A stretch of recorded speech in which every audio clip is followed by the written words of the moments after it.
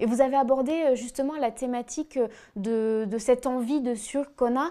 On a de plus en plus l'impression que les jeunes générations sont dépendantes au sucre. Est-ce que le sucre justement crée une addiction dans le cerveau, dans le corps? Est-ce que c'est une substance addictive? Alors c'est une très bonne réflexion et c'est ce qui a orienté l'écriture du livre que j'ai faite. Il y a une étude qui a été faite, c'est un chercheur toulousain qui a été relayé par une étude américaine qui a comparé la consommation de drogue à la consommation de sucre chez des souris et l'addiction venait plus rapidement et plus intensément pour le sucre que pour la drogue. Donc il y a vraiment un phénomène addictif puisqu'on sait aujourd'hui que le sucre va se fixer sur des récepteurs du cerveau qui entraînent le phénomène d'addiction. Donc quand vous parlez de dépendance, on est en plein dedans. D'accord, donc quand les gens disent j'ai des envies, j'arrive pas à me contrôler, en fait c'est réel, c'est vraiment le corps ou le cerveau qui déclenche ce genre d'envie, c'est ça? Exactement, c'est une vraie dépendance et des vrais besoins addictifs. D'accord. Pour tout ce qui est donc éventuellement de surconsommation, c'est vrai qu'au quotidien on consomme beaucoup de sucre, certaines personnes en consomment des fois beaucoup, énormément, les gens qui consomment des sodas et tout ça.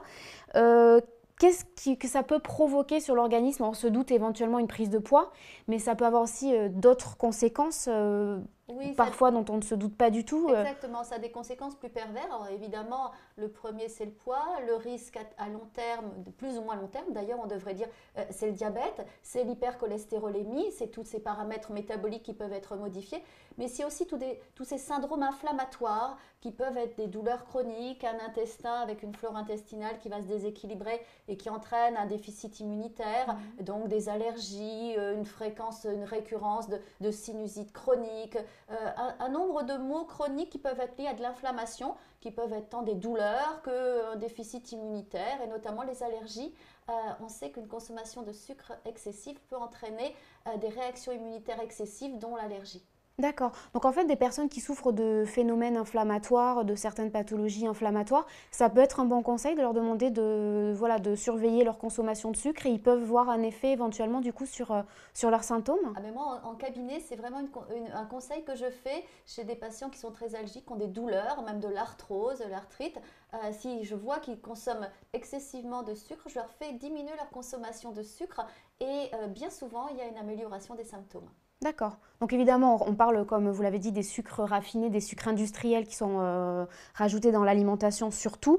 Est-ce qu'il y a aussi d'autres effets? Des fois, il y a certaines personnes qui décrivent des baisses d'énergie, des baisses de morale qu'ils associent à la consommation de sucre. Est-ce que c'est lié ou pas vraiment? Alors, il y a deux choses dans votre question autour de l'énergie. Le fait de consommer du sucre dans un premier temps, eh ben, comme on le disait tout à l'heure, je me sens fatiguée, je vais consommer du sucre, je vais retrouver de l'énergie immédiatement. Sauf que d'en consommer trop, ben, le risque il est pervers, c'est-à-dire qu'on va avoir des pics d'insuline élevés, mais avoir des chutes rapides de baisse de glycémie liées à cette sécrétion d'insuline. Et quand on a cette baisse de glycémie, ben on a des coups de pompe. Donc, si vous consommez un peu de sucre occasionnellement parce que vous manquez d'énergie, vous aurez de l'énergie. Par contre, si vous consommez du sucre en permanence, vous aurez en permanence ces effets de coup de pompe et donc sur le long terme, ça crée une fatigue chronique. Donc D'accord. c'est pervers, un peu oui, trop, ça crée cette fatigue dont vous parlez. D'accord. Il y a donc notamment dans votre livre, vous parlez du sevrage du sucre. Il y a de plus en plus de personnes qui essayent carrément d'arrêter la consommation de ces sucres industriels. À qui ça s'adresse? Quelles personnes sont concernées? À qui on recommanderait ce type de sevrage? Ben, moi, la première recommandation, c'est quand on s'aperçoit qu'on a vraiment un phénomène addictif. Comme vous disiez tout à l'heure, on ne peut plus s'en passer. C'est-à-dire il faut que j'ai des pulsions, je dois consommer du sucre. C'est pas lié à la faim. Hein. C'est souvent on dit j'ai faim, mais non, c'est pas du tout lié à la faim. On peut sortir de table et puis avoir des envies de sucre l'après-midi, avoir des pulsions vers 17h qui est très marqué, ce 17h qui est lié à la sérotonine. Donc on peut avoir des pulsions. Quand on s'aperçoit qu'on a des phénomènes de ce type-là, je pense que c'est le moment de se dire que ça serait bien d'arrêter. D'accord. Comment ça se passe en fait, un sevrage? Donc on se dit arrêter tout ce qui est produit sucré, vraiment sucré, et tout ce qui est produit industriel. Est-ce qu'il faut l'envisager d'un coup? Est-ce qu'il faut l'envisager sans aide? Est-ce qu'on peut se lancer soi-même? Comment se passe un sevrage? Comment devrait se passer un sevrage du sucre? Alors c'est comme un sevrage tabagique, c'est un peu au cas par cas. Malheureusement, donner une généralité, c'est beaucoup plus complexe que ça. Il y a deux cas de figure. Après, c'est le ressenti que l'on va avoir et la capacité à le faire. Le sevrage brutal, c'est-à-dire on arrête totalement, on élimine complètement les produits industriels, mais par contre on intègre des fruits, on intègre du chocolat noir, on intègre, même si on a l'habitude de boire des sodas, dans un premier temps on peut boire des jus de fruits ou des choses comme ça, fraîches et sans sucre ajouté, de façon à conserver le goût du sucre, et puis progressivement on va essayer de changer ses habitudes, de ne pas boire en permanence de jus de fruits, d'éviter de manger des fruits en permanence tout au long de la journée, mais de les mettre plutôt à partir de 16h, l'après-midi 16-17h, et plutôt sur la fin de journée. Voilà, ça peut se faire crescendo, et puis à la fois on peut aussi arrêter brutalement, et là dans ces cas-là il faut quand même se faire aider, et moi qui suis micronutritionniste, je conseille le magnésium, la rhodiola, qui sont des plantes qui sont apaisantes et qui peuvent aider dans l'arrêt brutal ou radical, on va dire, du sucre. D'accord. Nous avons des retours parfois de personnes qui font qui tentent d'arrêter le sucre pour des besoins de santé, pour des besoins médicaux, ou des fois juste parce qu'ils le souhaitent. Les retours des fois, c'est que c'est pas toujours facile.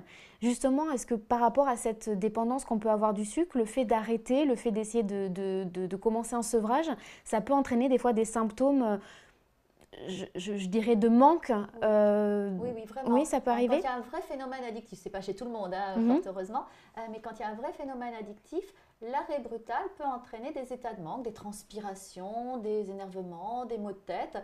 Et là, par exemple, le magnésium est le bienvenu parce qu'il aura un effet calmant et il aidera. Et surtout, c'est très passager. C'est comme toutes les addictions. Il ne faut pas avoir peur de s'y lancer, j'ai envie de dire. Il ne faut pas se décourager s'il y a des symptômes. Exactement, ça dure 72 heures, peut-être une petite semaine, mais vraiment pas plus. Et après, il y a un autre ressenti qui se fait, c'est-à-dire la notion de ne plus être dans cet emprisonnement de l'addiction, quelle qu'elle soit, mais le sucre en est une dans ces cas-là, et surtout de se sentir beaucoup mieux en général, moins fatigué, moins de problèmes digestifs, moins de douleurs. Enfin, il y a un vrai ressenti, un meilleur sommeil qui peut être parce qu'on consomme moins de sucre. Donc, il y a une transition qui est plus ou moins la même que quand on s'arrête de fumer, je dirais, qui est rapide, qui est relativement courte, et puis après on se sent vraiment beaucoup mieux. Et souvent les patients qui sont dans ce cas-là, qui avaient un phénomène addictif, qui vont s'arrêter brutalement, qui ont même ressenti ces effets-là, mesurent justement grâce à cette transition leur addiction qu'ils avaient avant. Et ils n'ont plus du tout envie Ils ne s'en rendaient de pas compte en fait Exactement. avant, c'est ça que vous me dites. Oui, d'accord. Donc ce qui est important de dire à nos internautes, si éventuellement pendant un sevrage il y a quelques symptômes pas très agréables, ça dure généralement vraiment pas longtemps. On peut dire 72 heures, on est à 3 jours, on est à peu près 3-4 jours. D'accord,